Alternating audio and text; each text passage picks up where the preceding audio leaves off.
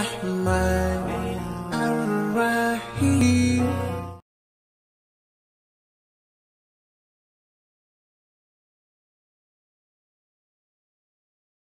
Assalamualaikum warahmatullahi wabarakatuh.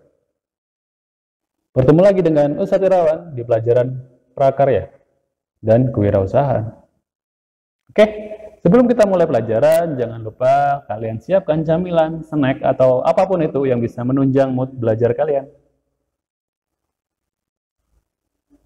Tanpa berlama-lama lagi, kita akan langsung masuk ke materi bab 6, yaitu tentang apa? Ya, budidaya tanaman pangan. Ada yang tahu budidaya tanaman pangan itu apa? Oke, tanaman pangan adalah semua jenis sumber daya hayati yang dibudidayakan manusia untuk memenuhi kebutuhan pangan. Yang paling gampang adalah tanaman yang bisa dimakan. Intinya sih itu. Selanjutnya, tanaman pangan dikelompokkan menjadi 3. Yang pertama, tanaman pangan utama, yaitu berbagai jenis organisme yang dibudidayakan manusia untuk memenuhi kebutuhan gizi, karbohidrat, protein, dan lemak sebagai sumber energi kita. Yang kedua, tanaman pangan penunjang, yaitu berbagai jenis organisme yang dibudidayakan manusia untuk memenuhi kebutuhan gizi, vitamin, dan mineral. Yang ketiga, tanaman pangan suplemen, yaitu berbagai jenis organisme yang dibudidayakan manusia untuk membantu proses pengolahan suatu bahan menjadi sumber pangan. Misalnya, jamur ragi dibudidayakan untuk membuat tape dan tempe. Pasti tahu kan tempe itu apa? Selanjutnya kita akan masuk ke beberapa tanaman. Tanaman pangan dikelompokkan lagi menjadi apa? Serelia, kacang-kacangan, umbi-umbian, dan lainnya. Oke, kita akan masuk ke serealia dulu. Serealia dulu. Kalimatnya sulit ya. Tapi nggak apa-apa lah, kita akan belajar. Apa sih tanaman serealia itu? Ya, tanaman yang dimanfaatkan biji-bijinya sebagai sumber protein. Yang pertama, paling sering kita makan adalah padi. Bukan padinya, tapi isi dari padinya, yaitu apa?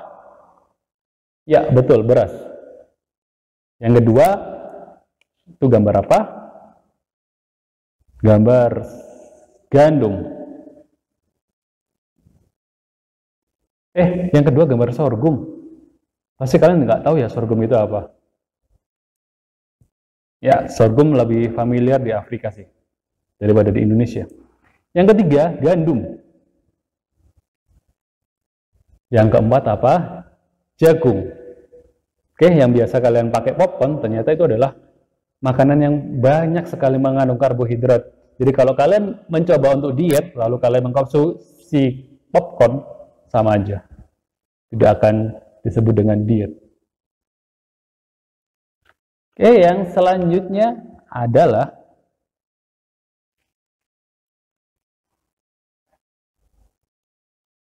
kacang-kacangan.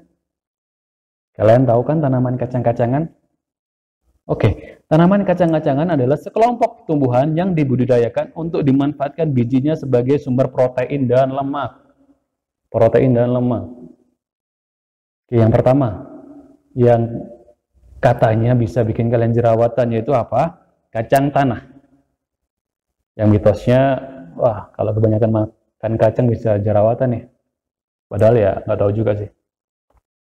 Selanjutnya kedelai. Pasti pada tahu ya, olahan kedelai itu apa aja. Bisa dijadikan tempe, bisa dijadikan sule, susu kedelai, dan lain sebagainya. Kacang merah. Kalian tahu kacang merah pastinya. Itu yang biasa dipakai buat diet. Sebenarnya itu yang dimakan saat diet. Dan yang lainnya adalah kacang hijau. Kacang hijau itu bisa disebut kacang ijo. Bisa kalian temui di bubur dan sebagainya. Itu adalah beberapa kacang-kacangan yang familiar. Mungkin ada lagi di tempat kalian. Selanjutnya umbi-umbian. Apa itu umbi-umbian? Itu adalah tumbuhan yang dibudidayakan untuk dimanfaatkan umbinya atau akarnya. Yang paling sering kita makan adalah singkong. Bisa dipakai keripik, terus getuk, apalagi ya kira-kira ya.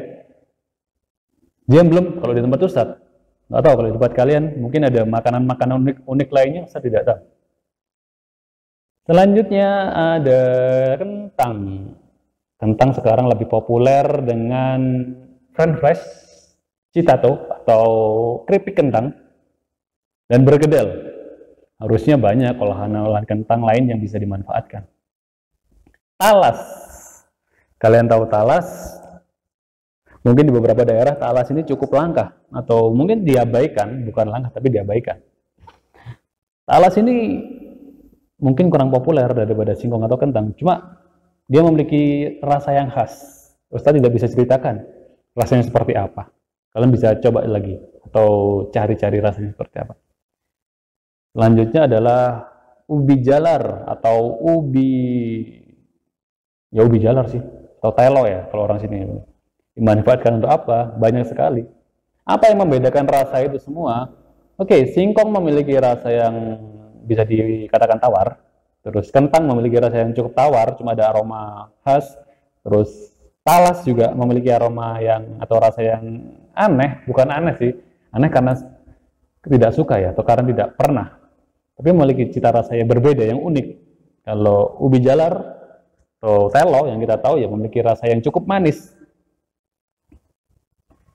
Selanjutnya adalah tanaman penunjang atau sayur-sayuran dan buah yang biasa kita pakai untuk lauk. Yang pertama adalah sayur-sayuran, yaitu sawi. Di sini ada yang nggak suka sawi. Padahal itu adalah makanan yang banyak sekali mengandung vitamin.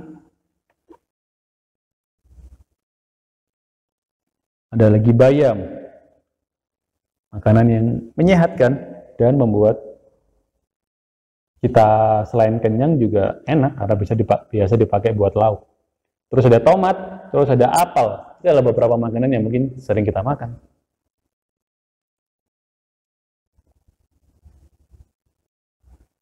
Oke, dari beberapa materi tersebut, Ustaz punya tugas nih. Tugasnya apa? Tugasnya adalah kalian menggali potensi yang ada di sekitar kalian. Kalian bisa cari apa sih potensi yang ada di tempat saya. Kalian bisa cari, lalu kalian bisa tuliskan artikelnya, lalu kirimkan ke Ustaz. Kalian bebas menulis apa saja. Contoh, di Kota Malang banyak sekali produksi kentang atau orang menanam kentang. Tapi sangat sedikit orang yang mengolah kentang menjadi sesuatu yang menarik. Mungkin hanya dijadikan keripik atau dijadikan apapun itu, kue dan sebagainya. Saya harap di tempat kalian ada sesuatu produk atau suatu tanaman yang khas yang bisa dibudidayakan di tempat kalian. Lalu kalian bisa mengolahnya menjadi sebuah usaha yang baru. Itu tugas kalian. Setelah itu, kalian bisa kirim ke Classroom Ustadz dalam bentuk Word atau artikel. Tidak usah terlalu formal, santai-santai saja.